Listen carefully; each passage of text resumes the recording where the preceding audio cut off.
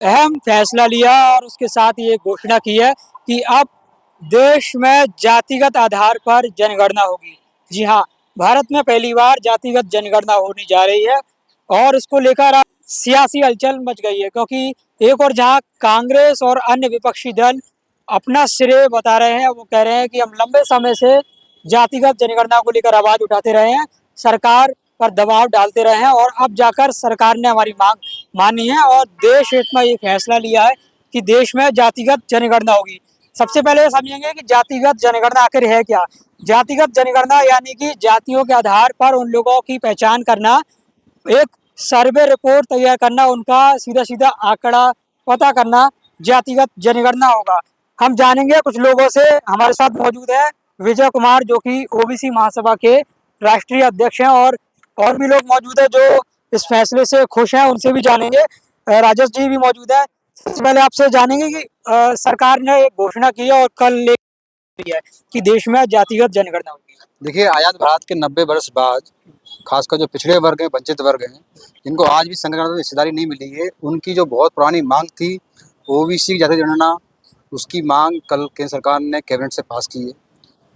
और ये खुशी का समय इसलिए भी है कि हमारे तमाम सारे महापुरुषों ने आज़ाद भारत के बाद में मानव काशीराम साहब ने, बीपी मंडल साहब ने, कर्पूरी ठाकुर जी ने, लालू जी ने, शरद यादव जी ने, मुलायम सिंह यादव जी ने, तमाम सारे नेताओं ने इस मांग को सदन से लेकर सड़क तक उठाते रहे हैं कि देश के अंदर जाति जनगणना होना चाहिए।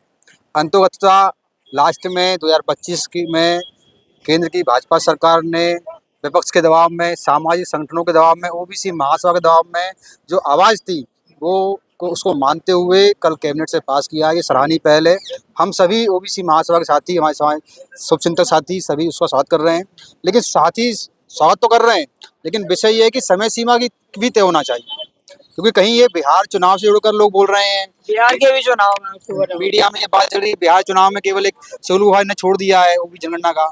लेकिन हम सामाजिक संगठन के लोग लगातार आंदोलन करते रहे हैं और आंदोलन करते रहेंगे। आज हमारी ऐतिहासिक जीत का पहली शुरुआत हुई है। अच्छा, और इस शुरुआत को हम लोग अब सेलिब्रेट भी कर रहे हैं। पहले भी जातिगत जनगणना हुई है, लेकिन ओबीसी वर्ग को जुड़ाने गया था। देखिए, ओबीसी तो हमेशा से साइड लाइन रहा है। तो यहाँ पर पेड़ों की गिनती होती है, जानवरों की गिनती होती है, हिजड़ों की गिनती होती है, लेकिन पिछड़ों की गिनती नहीं होती रही है।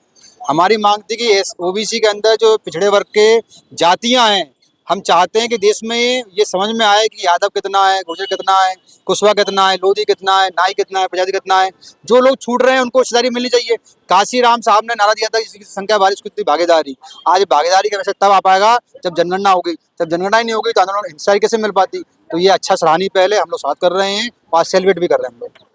सर, किसको आप मानते हैं कि किसकी पहल है? कोई कांग्रेस की सरकार रही है, कांग्रेस भी चाहती तो इस फैसले को ले सकती थी और उसको लागू कर। देखिए, सरकार केंद्र में कांग्रेस की बहुत रही है।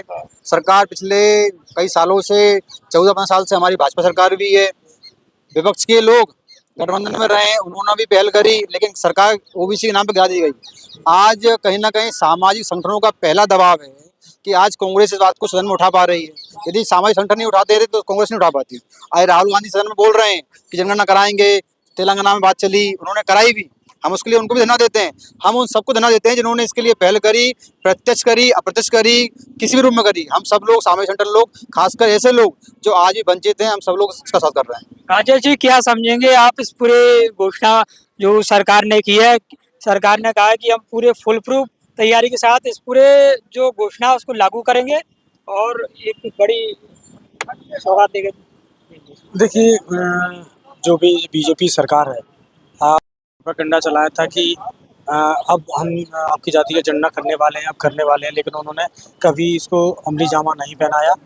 अब जाकर के जब बिहार के अंदर चुनाव आ गए हैं तो इन लोगों ने फिर इस बात को रखा है कि ओबीसी वर्ग की जाति का जनगणना हम करेंगे।